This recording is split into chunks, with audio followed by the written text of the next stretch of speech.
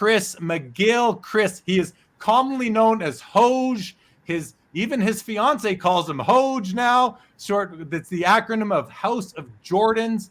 And Chris, listen, man, the House of Jordans pod, I've said this to you before, but I want, the Sports Cards Live audience to hear kind of that podcast had a big impact on me and my future back at the time. As I've told you before, this is going back to 2016, 17. I'd go for walks in the evening and I would listen to your 4 freaking hour podcast. It would last me a whole week. I'd get a week of walks out of one episode, and then I couldn't wait for the next one.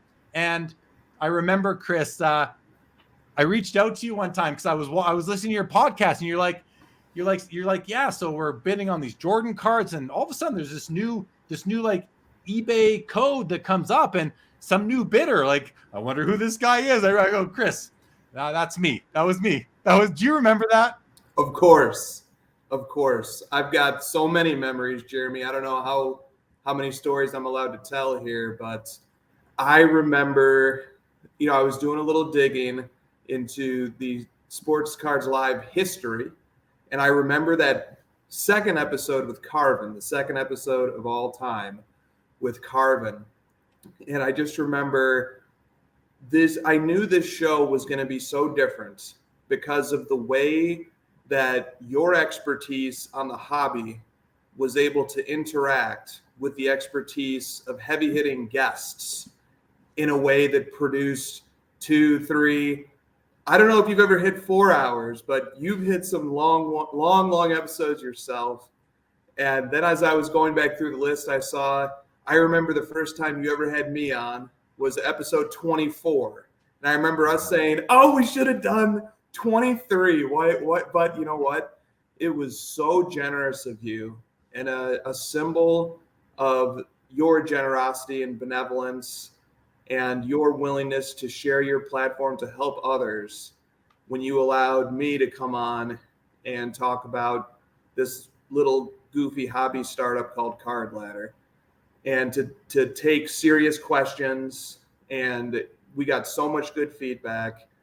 And it was huge for us as we were just finding our footing and looking to talk to real hobbyists and great collectors that we respect like you. It's so amazing to see how far your show has come. There's been so many memories along the way, and I'm really honored to be here as a part of it, man. Well, I'm glad you're available. I didn't get to listen or tune into the crossover last night. You guys didn't do an episode on Instagram, yourself and Josh and Christina, who's always there in the background. Listen, man, right from the beginning, you've been a great support. You're a great collector. We talk cards almost every day and in chats and that.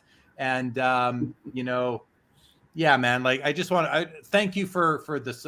You said, you know what, I'm going to tell this really quick story at the Mint Collective. 2 weekends ago, we were at the Rum Bar, which was Dave Marino's Cards and Cocktails party. I believe that's what it was called. Sorry, Dave, but I know you're at a show right now, so you don't even hear me. And I introduced you to my wife, Stacy, and you stood up and you said to her, just thank you for letting him do what he does. And that didn't go on deaf ears for me. I heard it, and I was grateful that you said that, and let her know that that you value what I'm doing. And so thank you for that. And thank you for your content. Thank you for your presence in the hobby.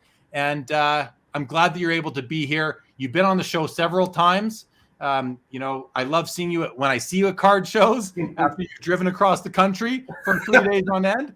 And you're living in Dallas, you're taking the Mavericks game. But the best thing of all about you and Christina is that you guys are now Dallas Stars fans. You guys are now true Dallas Stars fans, and I love that team, the makeup. So I wish them well this upcoming playoffs, which are starting in a day or two. So Good luck with them. And I think the Mavs are the Mavs right now. You'll get that worked out, right? Yeah, we were total mushes, and we showed up to Dallas, and they missed the playoffs for the first time in 4 years. So I think Dallas people would love to see us go. Jeremy. I love seeing you at shows as well. I mean, you have so much history in this hobby.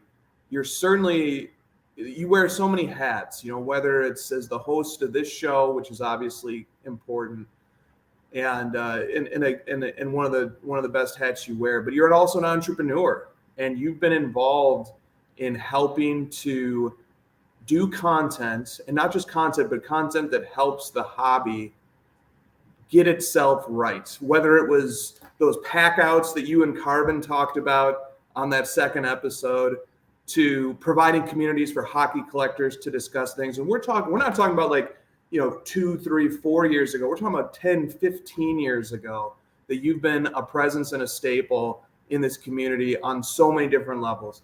Show host, content creator, entrepreneur, collector, in so many different facets, in ways that you mold this hobby for the better, that it's really meaningful to me to be on this show and share this moment of celebration with you. And I can't even help but look at the list of logos that adorn this screen right now as a testament to companies that have been willing to associate and put their stamp on this great show because of how much you mean to them, how much your perspective matters to the industry.